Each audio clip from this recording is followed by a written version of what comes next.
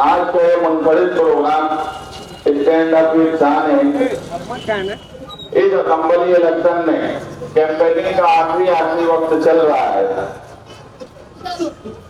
और जो उम्मीदवार इलेक्शन लड़ रहे हैं, शान हिंद वाहिद उम्मीदवार है जो लोगों के सामने आकर बातचीत भी कर रही है, सिर्फ अपनी बात रख नहीं रही है, बात बोल भी रही है, बात सुन भी रही है। और इसी बातचीत के जरिए हमने हम आगे 5 साल क्या करने वाले हैं, शान की गारंटी बोलकर आज आवाम के दरमियान हमने हमारी जो प्लानिंग है, हम 5 साल में क्या प्रोग्राम शहर को दे सकते हैं, शहर की क्या तरक्की कर सकते हैं, ये हमने लोगों को दिया, लोगों को बताया। हमने सिर्फ ये नहीं इसमें लिखा कि हम ये कर सकते हैं, हम वो कर सकते हैं। हमने कोशिश ये की कि मसला क्या है और उसका हल किस तरह से निकलेगा। दोनों चीजें हमने उसके अंदर लिखी है कि अगर ट्रैफिक का मसला इस शहर में है तो उसका हल क्या है, स्कूल का प्राइमरी स्कूल एजुकेशन का अगर मसला है तो उसका हल हम कैसे निकालने वाले हैं। बोलने का मतलब यह है कि हम पूरी ब्लूप्रिंट के साथ इलेक्शन में जा रहे हैं, हम सिर्फ हवा में इलेक्शन नहीं लड़ रहे हैं। क्योंकि इस शहर में 25 सालों से सिर्फ हवा में ही बयानबाजी हुई है, सिर्फ हवा में ही बातें हुई है, सिर्फ हवा में ही लोगों को बेवकूफ बनाया गया है, सिर्फ हवा में ही वो तरक्की की बात करते हैं, सिर्फ हवा में ही मजहबी नारे लगाते हैं। इसका कोई भी काम असली तौर पे होता ही नहीं है।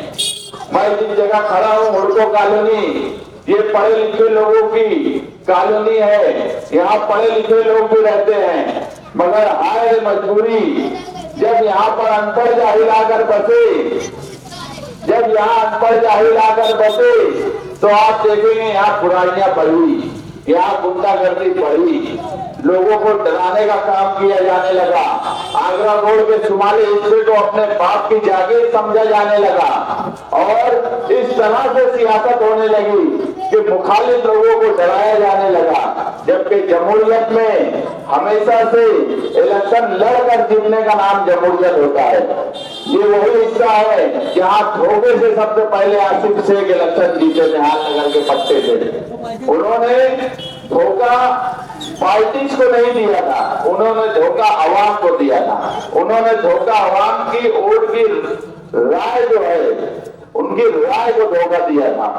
इस तरह से ये लोग इलेक्शन लड़ते हैं, लोगों को धमकाते हैं, मगर आप जब वोटिंग मशीन पर जाएं तो आप एक ही चीज सोचें कि इनकी गुंडागर्दी, इनकी मंशियात, इनकी हवाई बातों से इस शहर में कौन निपट सकता है। पिछले 10 साल मुफ्ती मोहम्मद इस्माइल इस शहर के एमएलए रहे, अभी मौजूदा एमएलए भी वही रहे हैं, मगर वो किस मुंह से ये बात बोलते हैं कि शहर में गुंडागर्दी बढ़ गई, आगरा रोड के शुमाली हिस्से में गुंडागर्दी बढ़ गई। अगर ये बात सच है, अगर ये बात हम सच मान ले तो इसका मतलब दूसरा ये है कि वो खुद ये कबूल कर रहे हैं कि वो क़यादत और नुमाइंदगी के तौर पर बिल्कुल नाकाम है। अगर उनके पास पावर है, अगर उनके पास पावर थी तो वो इन सब चीजों को रोक क्यों नहीं पाया। मैं हमेशा बोलता हूं कि सियासी तौर पर मैंने मालेगांव की तारीख में इतना कमजोर एमएलए नहीं देखा। मालेगांव की तारीख में कभी भी इतना कमजोर एमएलए नहीं हुआ जो आज मुफ्ती मोहम्मद इस्माइल कासमी साहब हैं। वो एक आलिम अच्छे हो सकते हैं, उस पर राय अलग अलग हो सकती है। हम हमेशा बोलते हैं हम सियासी हैं, उनके आलिम होने पर राय जो है वो उलमाए किराम देंगे, उस पर भी हम कुछ नहीं बोलेंगे, मगर सियासी तौर पर तो हम बोलेंगे। सियासी तौर पर तो बिल्कुल नाकाम है वो। सियासी तौर पर ना ही 5 साल में उन्होंने कोई काम किया, ना 5 साल में उन्होंने ऐसा कोई मामला किया जिससे मालेगांव शहर के मिली सनात में कायम रह सके।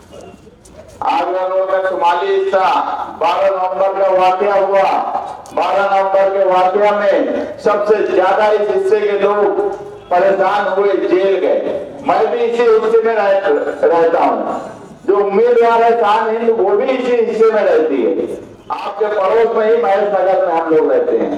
मैं खुद जेल गया, उस वक्त ये बड़े बहादुर थे, ये कोई हुजूर की शान में गुस्ताखी के जुलूस में ये कोई भी शामिल नहीं हुए। फिरका परस्तों से हमेशा हाथ मिला के रहे। दादा मुझे कभी उनका हाथ पकड़ लेता है, कभी मौजूदा एमएलए का हाथ पकड़ लेता है। आपके बाजू से जो सिविल हॉस्पिटल है, अगर हम नहीं होते तो ये सिविल हॉस्पिटल भी यहाँ नहीं होता। यहाँ का 100 बेड का हॉस्पिटल जो ख्वातीन के लिए था वो मंजूर यहाँ हुआ, मगर उससे बड़ी चालाकी से दादा भुसे ने नदी के वो पार लेकर चले गए। इतने पर ही बस नहीं हुआ, हारून अंसारी हॉस्पिटल में कमिश्नर, हेल्थ ऑफिसर और मंत्री दादा भुसे, इन्होंने जाकर जब वहां पर कहा कि यहाँ के जो पेशेंट है डिलीवरी के, उनको महिला रुग्णालय में ना भेजा जाए और सिविल हॉस्पिटल में भी ना भेजा जाए। उस वक्त जाफर नगर के स्टाफ ने बुलाकर मुझको बोला कि ऐसा ऐसा हो रहा है, ये शहर के लिए अच्छी बात नहीं है, गरीब लोग परेशान होंगे, अगर हम धुलिया इनको भेजेंगे तो बहुत, अगर सीरियस पेशेंट है तो धुलिया जाना आना, और फौरन अगर किसी को बोला जाता है कि आप धुलिया चले जाइए तो फैसला करना उस वक्त उनके घर के लिए मुश्किल होता है कि धुलिया जाएंगे कैसे, वहां क्या होगा क्या नहीं होगा। उस वक्त ना मौजूदा एमएलए ने ना साबिक एमएलए ने कोई ऐसा एहतजाज किया। हमने ही शिवाजी मुजस्समे के पास एक एहतजाज किया, हिंदू तंजीमों के तंजीम के लोग आए, उन्होंने ललकारा भी, मगर ये हमारी ही ताकत थी, ये निहाली दबदबा था कि हम धरने पे बैठे भी, उनको मुंह तोड़ जवाब भी दिया, और जो यूनिट ट्रांसफर होना था उसी धरने के दिन रात में 8 बजे नासिक के सिविल सर्जन ने आकर बोला कि यूनिट और स्टाफ हम तुम्हारे इस हॉस्पिटल में ट्रांसफर कर देंगे। वो हॉस्पिटल पूरे शहर के लिए है, मगर सबसे ज्यादा जरूरत इस हिस्से के लोगों को उस हॉस्पिटल की है। आज जो उस हॉस्पिटल में जो सहूलत होना चाहिए वो नहीं है। हमने शान की गारंटी में वो सिविल हॉस्पिटल जो आज सिविल हॉस्पिटल का दर्जा नहीं रखता, उसको कैसे दर्जा दिलाएंगे कि अमरनाथ कॉर्पोरेशन में अगर वो जिला नहीं है तो भी वहाँ सिविल हॉस्पिटल है और सरकारी एमबीबीएस कॉलेज है, तो वो भी हम करके देने की तैयारी में है। हमने वहां से भी मालूमात ली है। बोलने का मतलब ये है कि आज जितने भी उम्मीदवार हैं उसमें सबसे पढ़े लिखे उम्मीदवार वो आप लोगों के उम्मीदवार है, समाजवादी पार्टी के उम्मीदवार है शान हिंद निहाल अहमद, जो एमबीए भी है, जो एलएलबी भी है, जो पॉलिटिक्स से ग्रेजुएट भी है। इतना पढ़ा लिखा उम्मीदवार 13 उम्मीदवारों में नहीं है। बाजू वाले के बारे में, पढ़ाई लिखाई के बारे में अगर मैं कुछ बोलूं तो बड़ी मजाक की बात लगती है कि चौथी फेल है कि पास है, ये अभी तक साबित नहीं हो पाया है। अगर आप लोगों को किसी को मालूम होगा कि चौथी फेल है या पास है तो मुझे कोई बता दे तो मेरी भी जरा मालूमात बढ़ जाए। किसी को पता है कि वो चौथी पास है कि फेल है? नहीं, कंफर्म है कि फेल ही है। मैं आज तक मैं गली में रहता हूँ, उनकी गली में मैं बड़ा हुआ, मगर आज तक मैं ये कंफ्यूजन दूर नहीं कर पाया कि वो चौथी पास हुए थे कि चौथी फेल हुए थे। अब एक उम्मीदवार ऐसा है जो ना चौथी फेल और पास के बीच में कंफ्यूजन मुझे भी है मगर आप लोगों को भी है। एक उम्मीदवार का मामला ऐसा है कि उनको ना मराठी समझती ना इंग्लिश समझती, ना एडमिनिस्ट्रेशन समझता, ना सरकारी ऑफिसरों से काम काज करना समझता है। इसलिए शहर के मुस्तकबिल के लिए शहर में तब्दीली की जरूरत है। 25 साल से ये दोनों मिलीजुल शहर में कर रहे हैं। 25 साल कोई छोटा वक्फा नहीं है। 25 साल में पूरे शहर बदल गए, पूरे शहर का इंफ्रास्ट्रक्चर बदल गया, तामीर तरक्की बदल गई, मगर हम आज भी रोड नहीं बनी, पानी गंदा आता है, पानी वक्त पे नहीं आता, गटर सही नहीं है। हम 2024 के इलेक्शन में भी यही बात कर रहे हैं जबकि 2024 के इलेक्शन में आप लोगों के हाथ में मोबाइल है, दुनिया एकदम इधर सिमट गई है। आप देख सकते हो कि कहां से क्या क्या दुनिया में हो रहा है, मगर उसके बाद भी 2024 में आप भी मजबूर हो, हम भी मजबूर हैं कि इस शहर के नुमाइंदों ने हमें बुनियादी सहूलत भी नहीं दी कि वो बुनियादी सहूलत दिए होते तो आज हम बात कर रहे होते नौकरी की, आज हम बात कर रहे होते कि सामान्य रुग्णालय जो है यहाँ MBBS कॉलेज कैसे बन सकता है सरकार का। अब लोगों का लिविंग ऑफ स्टैंडर्ड बढ़ गया, अब हमारे घर की बच्चियां भी MBBS करती हैं, नौजवान भी MBBS करते हैं, वो बाहर जाते हैं, लाखों से खर्चा होता है, वो कैसे रहेंगे। खास तौर से लड़कियों के लिए सोचने का मुकाम है कि अब लड़कियां भी जो है अब कोई 8वीं 10वीं पढ़ के बैठ नहीं जा रही हैं, वो 12वीं भी पढ़ती है। और ये बड़ी अच्छी बात है कि मालेगांव शहर में एक रुझान है लड़कियों को आला तालीम देने का। अब वो मजबूर है आला तालीम के लिए कि वो बाहर दे रहे हैं, मगर इस पे कोई बात नहीं कर रहा है। आवाम भी इस पे बात नहीं करती है कि हम MBBS सरकारी कॉलेज मालेगांव में कैसे ला सकते हैं। इसकी सिर्फ एक ही वजह है कि 25 सालों में इस शहर में सिर्फ यही हुआ कि रोड, गटर और ठेकेदारी, इसके अलावा शेख आसिफ के खानदान ने कोई काम ही नहीं किया। आज भी अगर वो बोलेंगे तो हमने ये रोड बना दी, हमने ये गटर बना दी, वो बनाने का मकसद नहीं है। मैं इससे पहले आज किसान की गारंटी की प्रेस कॉन्फ्रेंस में बोला कि अगर रोड और गटर हमसे बनवाने का मकसद है तो 13 उम्मीदवारों का नाम दे दिए, जो तुमको लगता है कि ये रोड गटर बनाएंगे उसको वोट दे दो। 13 के 13 उम्मीदवार रोड और गटर बना सकते हैं, इस पे मुझे कोई एतराज नहीं है।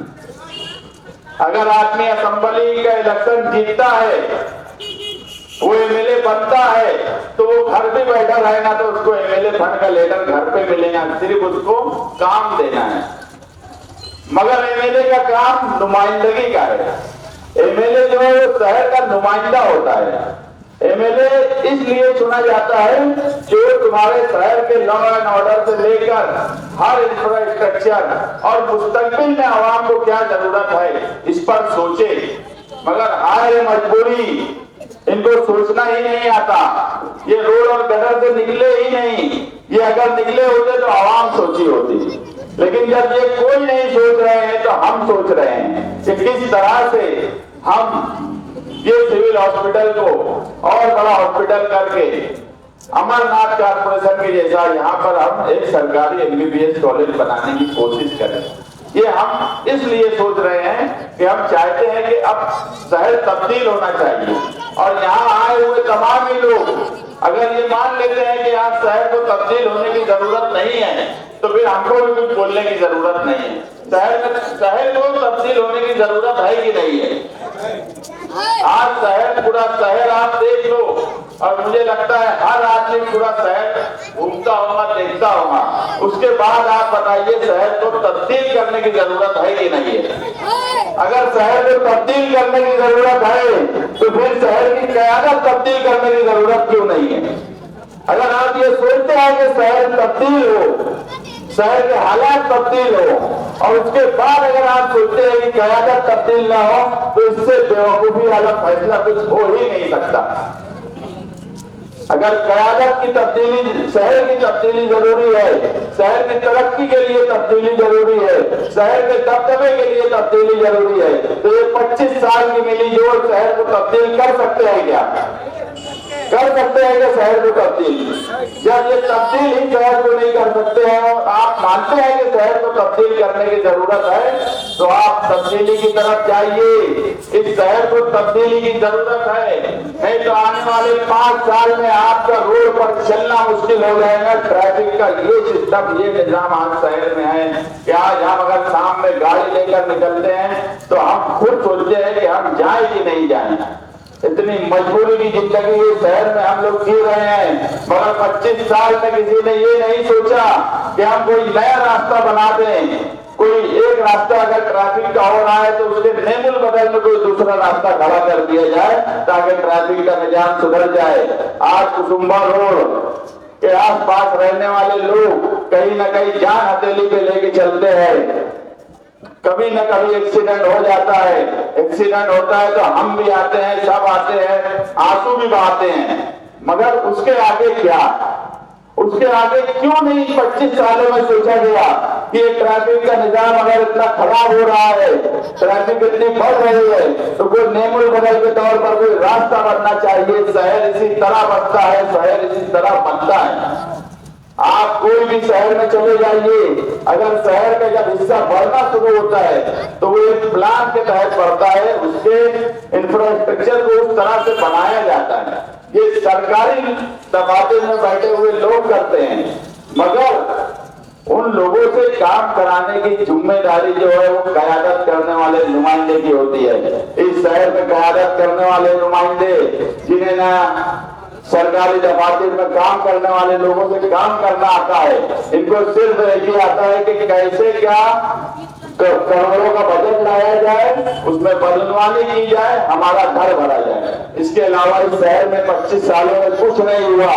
मौजूदा एमएलए जो है वो एक काम आप मुझे बता दो कि, और मुझे क्या बता दो, उनके खुद स्टेज पर आप जाकर उनकी चर्चे और वो जो रिकॉर्डिंग हो जो पूरे इलेक्शन के बाद एक बार सुन लेना तो आप हैरान रह जाएंगे कि ये इलेक्शन जो है मौजूदा एमएलए किस तरह से लड़ रहे हैं। मौजूदा एमएलए अपने स्टेज से बोल रहे हैं कि शहर खंडर हो गया। मैं तो हैरान हूं कि वो अपने स्टेज से बोल रहे हैं कि शहर खंडर हो गया। अरे भैया, तुम एमएलए हो, तुम नुमाइंदे हो, तुम्हारी जिम्मेदारी थी। दूसरे जो है वो 5 साल कारपोरेशन में इख्तियार किए, माँ बाप दोनों मेयर रहे, पीछे कई सालों तक मेयर रहे, वो बोलते हैं शहर खंडर हो गया। ये शहर के साथ मजाक कर रहे हैं क्या? तुम क्या किए हो वो बताओ, तुम क्या करने वाले हो ये बताओ। तुम बंदूक चलाएंगे तो बोलते हम भी बंदूक चलाएंगे, तो बोलते हम तलवार निकालेंगे तो बोलते हमारे पास भी तलवार है। वो एक इस्लामाबाद वाले हैं, वो अपने आप को इतना दबंग बताते हैं कि बस ये इलेक्शन नहीं है, ये इलेक्शन आवाम का मुस्तकबिल क्या होगा वो है। तुम्हारी जमीनी लड़ाई से, तुम्हारे कारोबारी आपस की रंजिश से यहाँ बैठा हुआ एक आदमी मुझे बता दे कि उनका कोई मतलब हो सकता है। कई चाचा खड़े हैं, इनके आपस की गोलीबारी से इनका क्या मतलब है? इनकी जमीन जायदाद का झगड़ा है, वो खुद आकर बोलते हैं कि हमारा जमीन जायदाद का झगड़ा है, तो फिर उसको इलेक्शन में क्यों ला रहे हो? आप इलेक्शन में ये बताओ कि आप नौजवानों को क्या देंगे। मेरे पीछे जो स्कूल है प्राइमरी की, ये स्कूल प्राइमरी की इस तरह की होना चाहिए क्या? मुझे एक शख्स से बता दे कि प्राइमरी एजुकेशन जिस तरह के कंपाउंड के अंदर स्कूल है उस तरह का प्राइमरी एजुकेशन होना चाहिए क्या? हमने हमारे शान की गारंटी में वो भी रखा है कि प्राइमरी को इंफ्रास्ट्रक्चर हम कैसा करेंगे और प्राइमरी की तालीम को हम आला तालीम की तरफ किस तरह लेके जाएंगे।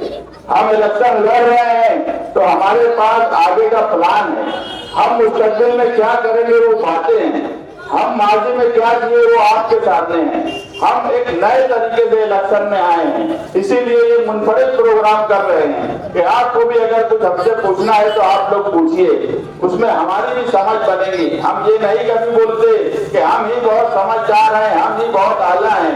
हम आप जैसे लोगों से ही तकलीफ सुनते हैं। कुछ जो जिनको उस फील्ड में जो लोग बाहर है उनके पास जाते हैं, उनसे समझते हैं और उसके बाद हम लोग काम करने की कोशिश करते हैं।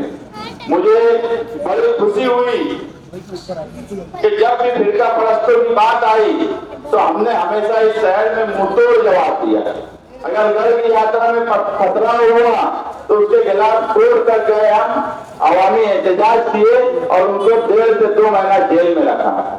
सिर्फ इसलिए जेल में रखा कि आइंदा से अगर गढ़ की यात्रा आए तो उनकी हिम्मत नहीं होना चाहिए कि मालेगांव के मुसलमानों को पत्थर चलाकर चले जाएं। एक वक्त था बचपन से देखता आ रहा हूँ घर की यात्रा वालों को मुंडी झुका कर आगरा रोड से निकल जाते थे। हम भी कभी उनको तकलीफ नहीं दिए, हमने भी बोला उनका मजहबी प्रोग्राम है, आ रहे हैं भैया अच्छे से चले जाएं। मगर आज क्या वजह हो गई, जो बड़े बड़े हरे झंडे लेकर घूम रहे हैं, उनकी क़यादत में उनके रहते हुए जो मजहबी बात करते हैं, जो अपने आप को मस्जिद और ईदगाह का इमाम कहते हैं, उनके वक्त में अगर यही घर के यात्रा के लोग सर उठाकर पत्थर चलाकर और गाली गलौज कर अगर जा रहे हैं तो हमारी क्या मिली शनाख्त है इससे। हम हमेशा बोलते हैं दूसरी जगह क्या हो रहा है उसके लिए भी हम कोशिश करते हैं, मगर इस शहर में हमारा दबदबा है और हमारा दबदबा रहना चाहिए। हम हमेशा ये मानते हैं कि ये शहर हमारा है, इसकी मिली शनाख्त हमारी है। निहाल साहब ने इस शहर का अपना एक मिली शनाख्त रखी, इसका अपना एक दबदबा रखा, वो कायम रहना चाहिए। अगर PMI के सैफुर रहमान को अगर पुलिस लेकर गई तो हमने उस वक्त भी वो हमारे पास आए, हमने कुछ जो कोशिश कर सकते थे किए, मगर आज वो मामला इतने आला सतह पे है जबकि मैं हर वक्त इरफान दौलत नकवी और सैफुर रहमान इनकी मालूमात लेते रहता हूँ कि कोर्ट में क्या चल रहा है। मेरा कोई पार्टी का उनसे ताल्लुक नहीं है। अभी इरफान दौलत नकवी के भाई मेरे पास आए थे 3 दिन पहले कि मैं जेल में गया था और इरफान भाई बोले कि कुछ भी करना, शान हिंद और मुस्तकिल डिग्निटी का साथ देना। मैं उनके लिए बहुत कुछ कर पाया ऐसा नहीं है, मैं उनको जेल में भी नहीं छोड़ा पाया अभी तक, मगर मैं कोशिश कर रहा हूँ कि किसी तरीके से उनकी मदद हो और वो उनको दिख रहा होगा तभी वो जेल से ये बात बोलेंगे इनकी मदद करो इलेक्शन में। बोलने का मतलब ये है कि ये बात कैसी हो सकती है कि एक MLA, साबिक MLA उनके पास ये नहीं गए, उनके पास मदद लेने के लिए नहीं गए। एक वक्त निहाल साहब का भी इस शहर में था कि कोई एजेंसी अगर आ जाती थी तो उसकी इतनी हिम्मत नहीं थी कि रात में 4 बजे घर में आके तलाशी ले और किताबें उर्दू अरबी की किताबों को इधर उधर फेंक दे। इतनी हिम्मत नहीं थी, किसी भी एजेंसी की इतनी हिम्मत नहीं थी। ये बाजू में रह रहे थे, बाजू में घर था इनका, उसके बाद एजेंसियां रात में 4-5 बजे आकर घर में ख्वातीन है और उसके बाद वहां तलाशी ली जा रही है। इस तरह का काम किया जा रहा है, ये तुम्हारा दबदबा खत्म करने की अलामत है। आपको इस शहर का दबदबा दिलाना है, आपको इस शहर की तामीर और तरक्की भी करना है, आपको अपने बच्चों के बारे में सोचना है। आपकी जिंदगी अब कितनी बची है, मगर ये छोटे छोटे जो बच्चे हैं इनकी पूरी जिंदगी है। आज आप पूरे शहर को देख लीजिए, मुझे बताइए जब ये 20-25 साल के होंगे और इसी तरह ये 2 क़यादत 25 साल तक और रही तो ये चल सकेंगे क्या? इस शहर में ये बच्चे चल सकेंगे क्या? ये स्कूल और तालीम के लिए क्या कर सकेंगे? ये सोचिए, ये सोचने का सवाल है। अगर आपका बच्चा अच्छा पढ़ रहा है या आपका बच्चा तालीम हासिल कर रहा है या आपके पास रुपया पैसा है और आप सोचते होंगे कि यार मेरे घर में तो सब कुछ बेहतर है, तो ये समाज में रहने का ये तरीका हो ही नहीं सकता, कौम के साथ रहने का ये तरीका हो ही नहीं सकता। आपको इस शहर के गरीब बच्चों के मुस्तकबिल के बारे में सोचना ही होगा। ये मासूम बच्चे जो खड़े हैं इनके मुस्तकबिल के बारे में सोचना होगा। हम जब ये उम्र में थे तो इनकी क़यादत 1999 में आ गई थी। आज हम इस उम्र में हैं तो आज क्या तकलीफ है ये सारे शहर के सामने। कल ये जब हमारी उम्र में आएंगे तो इनकी क्या हालत होगी ये आप सोचिए। इस शहर को तब्दीली की जरूरत है, इस शहर को एक पढ़ी लिखी उम्मीदवार की जरूरत है, इस शहर को एक ऐसे उम्मीदवार की जरूरत है जिसको हर तरीके से सरकारी दफातर में काम करने का तरीका आता हो, जिसको हर तरीके से लड़ना आता हो, जो फिरका परस्तों से भी मुकाबला कर सके, जो हिकमत से अपना काम भी करवा सके। ये तरीका कार सिर्फ और सिर्फ समाजवादी पार्टी की उम्मीदवार शान हिंद निहाल अहमद में है और मुझे किसी उम्मीदवार में नहीं लगती। आप 25 साल के बदले हमको सिर्फ 5 साल दीजिए, हम आपसे 25 साल के बदले में 5 साल नहीं 25 साल नहीं मांग रहे हैं, सिर्फ 5 साल मांग रहे हैं। आप 5 साल के लिए तब्दीली कीजिए और वो तब्दीली इसलिए कीजिए कि आपको ये लगता है अगर इस शहर को तब्दील करने की जरूरत है तो आप तब्दीली कीजिए। अगर आपको लगता है कि शहर को तब्दील करने की जरूरत ही नहीं है तो फिर हमारा कुछ बोलना ही नहीं। ये इलेक्शन का आखिरी वक्त चल रहा है।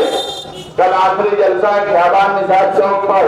निहाल साहब के वक्त से असेंबली के आखिरी जलसे में हम शहर को एक पैगाम देते आए हैं।